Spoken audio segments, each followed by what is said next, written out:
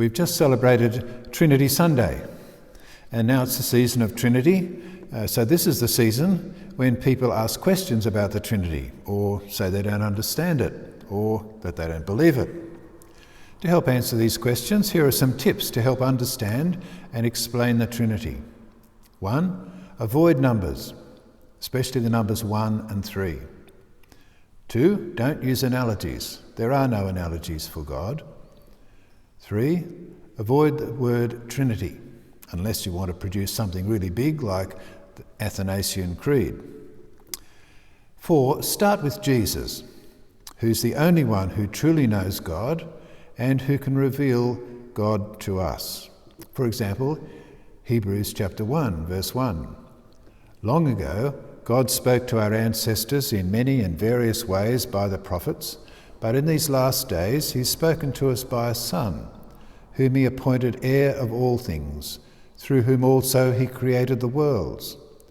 He is the reflection of God's glory and the exact imprint of God's very being, and he sustains all things by his powerful word.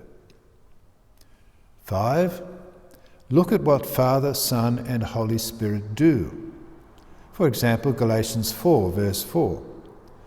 But when the fullness of time had come, God sent his Son, born of a woman, born under the law, in order to redeem those who were under the law, so that we might receive adoption as children.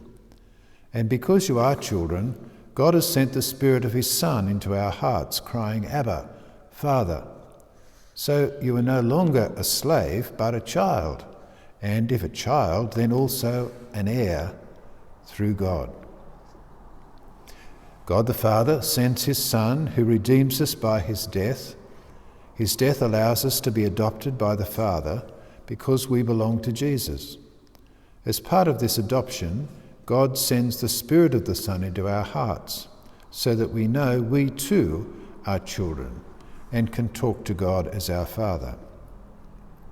6. Look at the way Father, Son, and Holy Spirit relate. This is John 14, verse 7. If you know me, you will know my Father also. From now on you do know him and have seen him. Philip said to him, Lord, show us the Father and we'll be satisfied. Jesus said to him, Have I been with you all this time, Philip, and you still do not know me? Whoever has seen me has seen the Father. How can you say, Show us the Father? Do you not believe that I am in the Father and the Father is in me? The words that I say to you I do not speak on my own, but the Father who dwells in me does his works. Believe me that I am in the Father and the Father is in me, but if you do not, then believe me because of the works themselves. And John 15, verse 26. When the advocate comes, whom I will send to you from the Father, the Spirit of truth who comes from the Father, he will testify in my behalf. Jesus thinks Philip should have recognized the Father in Jesus because his words were the words of the Father and his deeds were the deeds of the Father. The unity of Father and Son is described as the Father being in Jesus and Jesus being in the Father. The Spirit is also said to come from the Father and be sent by Jesus. We may find these statements challenging, but it's better to listen to what the Scriptures say and let our minds reflect on them. 7. Look at how Father, Son, and Holy Spirit relate to us. For example, John 14, verse 18. I will not leave you orphaned, I'm coming to you. In a little while, the world will no longer see me, but you will see me. Because I live, you also will live. On that day you will know that I am in my Father, and you are in me, and I am in you. Verse 23. Those who love me will keep my word, and my Father will love them, and we will come to them and make our home with them.